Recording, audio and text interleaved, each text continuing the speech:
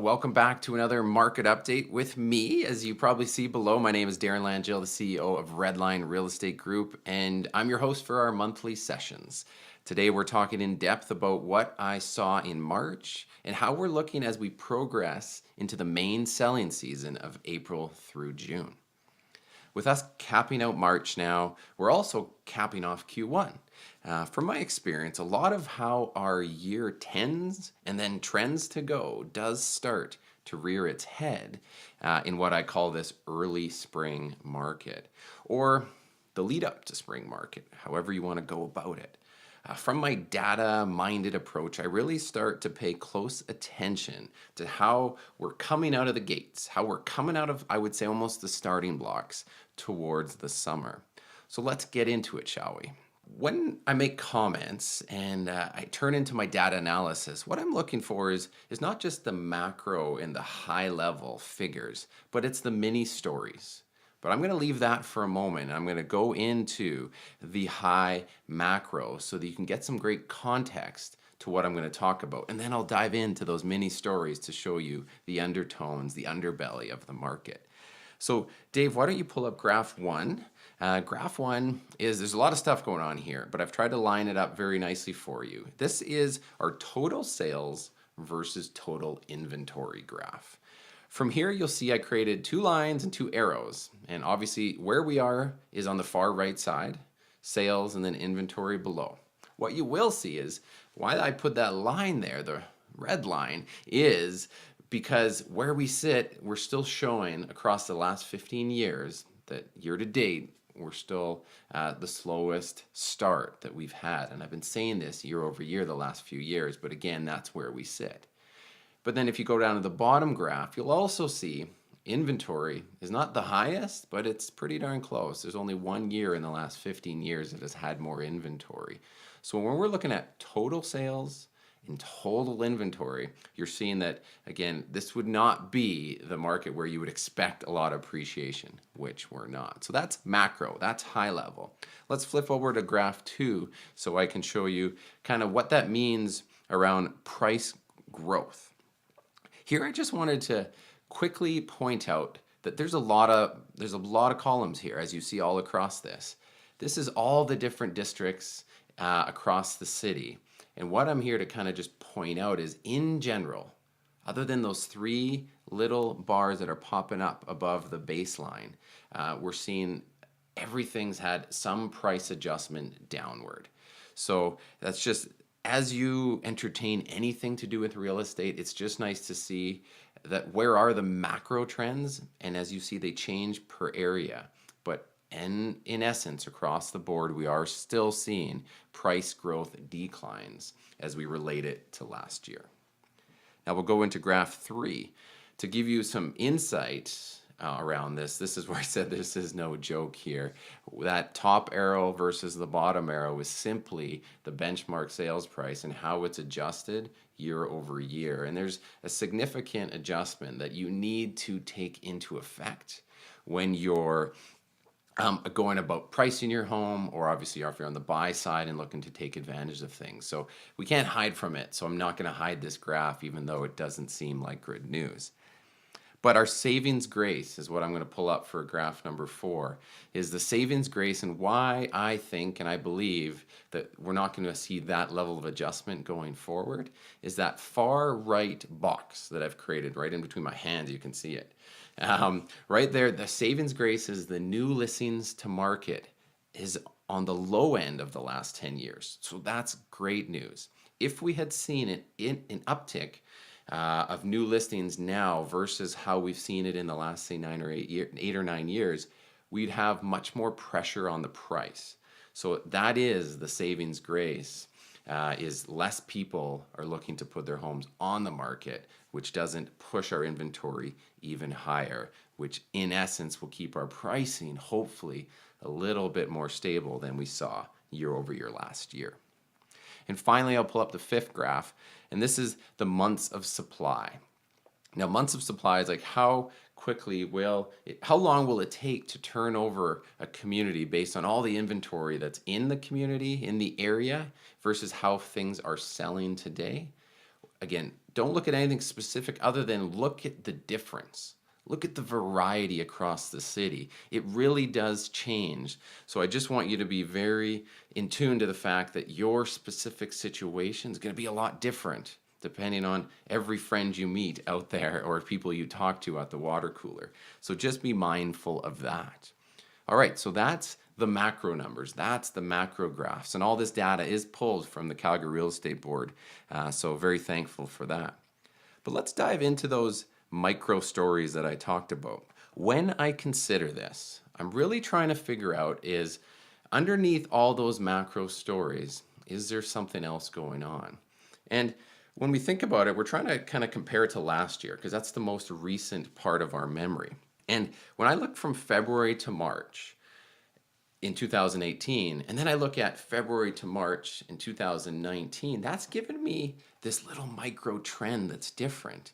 And basically what I wanted to tell you today is that when we go for sales, first of all, and we see how last year happened, February to March, and there's always an uptick. And then let's look at February to March this year. Well, the uptick is actually greater. We've seen a larger increase in percentage versus last year, which is a good news story. So more sales happening quicker in relation to the prior month means there might be a micro trend towards a better spring than we saw last year. The other part of the equation is new listings. So this, you want to see lower numbers if you're going to want to see a better market or a more stable or push to a stable market. And that's what we did see. February to March last year, and then February to March this year, we saw a significant less amount of new inventory hit the market. So again, another good micro story to talk about. And then that does relate to total inventory. February to March, year over year, we're seeing literally about half amount of the new inventory hitting as a total inventory number. Great news story. Now, a lot of this might be a little bit over some of your heads, but the reality is the micro trend that I'll be continuing to watch is showing that we're trending towards a slightly better spring than we felt last year. All right, let's dive into the different price ranges. This is always very unique and it changes. So we look at price ranges over, well, how are we doing this time versus last year in the month? And also this time year to date versus last year. And the story I want to paint quickly is that all of the uptick, all of the sections, price ranges where we're seeing more sales than last year is in the sub 500 market. There's one little one that's showing that's kind of sandwiched in between, but in general, if you are in that 500,000 and below, we have year to date sold more property than we did last year. So that's good news to see that there's a big bulk of the market trading a little bit better.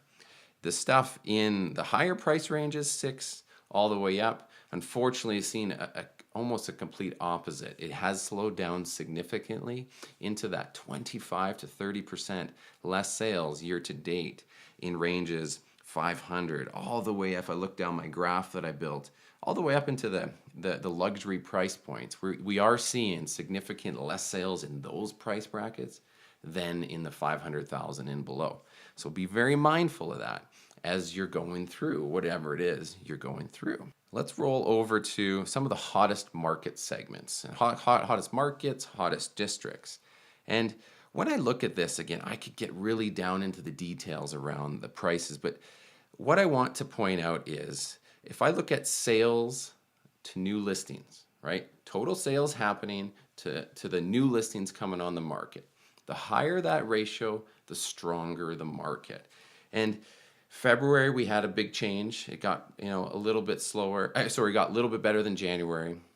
But what I'd expect is March, as we trend forward towards the spring with a lot more inventory coming and then a little bit more sales, that hasn't really changed. We're still seeing on average kind of that 40-ish% of all new listings are selling within that community, and then it takes a little bit longer. So just to be aware is it's going the right direction. We're not changing things incredibly quick, but nonetheless, let's look towards a healthy April, May, June. When people talk about hottest performing areas, oftentimes it's about price ranges.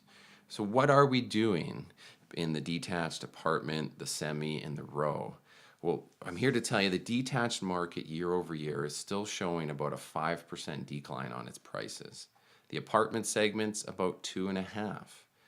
The semi-detached and the row, we're still seeing between 4 and 6% benchmark price changes downward year over year. So those are some things to make note of as you're going in to buy and sell. Now, the one thing about those four districts that I wanted to point out is we had a really strong month in the row house segment, those townhouses, where it had an incredible March that really took it from looking like a very soft part of the market to all of a sudden doing about as much business so far as we had last year. So the row market came out and really changed the tune of the trend it was going after. The other markets, the detached and the apartment, again, it's continuing to speak the same tone that I have all year. So yeah, that's nice to see. It's nice to see there is a market segment that's pulling away and getting a little bit better. Now, if I look at hottest communities, which is one of the most favorite things that my agents like to talk about, is there's always parts of the market, not only just price ranges, but communities that just continue to do really well. And here I'm going to point out a few. North Haven, it's doing incredibly well with that sales to new listing ratio, as well as months of supply. Great news. Again, North has done well. Some other ones, Cambrian Heights, Ramsey, Fairview, Applewood, and Aaronwoods. All of these are doing incredibly well. So there's more to this. And again, we've got about 180 communities in the greater Calgary area, and I'm just naming out a few. There is a lot more that are still outperforming the market by a lot. And if you want to know if your community matches with one of those, just make a message. Say, Darren, where am I at? I'd love to know because I'm planning a sale. Let's talk about it. All right, so what does all this mean? We can talk numbers all day, which I will be doing again next week with my agents to better educate them on everything so that we can arm you all with the best market knowledge in the industry. For buyers, what do you need to know? What does it mean for you as you're entering the spring market? Well, as I mentioned last month, we have now seen the bottoming out of deals for the foreseeable future. The sales price to list price ratio is now back on the climb. And we'll continue to see this all the way through the summer months. So yeah, that ability to snag that great deal was definitely best during the winter and early parts of 2019. I told you this was coming, and it's happened. But we are seeing another great news story for you. And that's the fact that interest rates have now gone down quite a bit over the last few weeks and are forecasted to stay that way and possibly even go a little lower. So this is really good news that we didn't fully expect to see at the beginning of the year.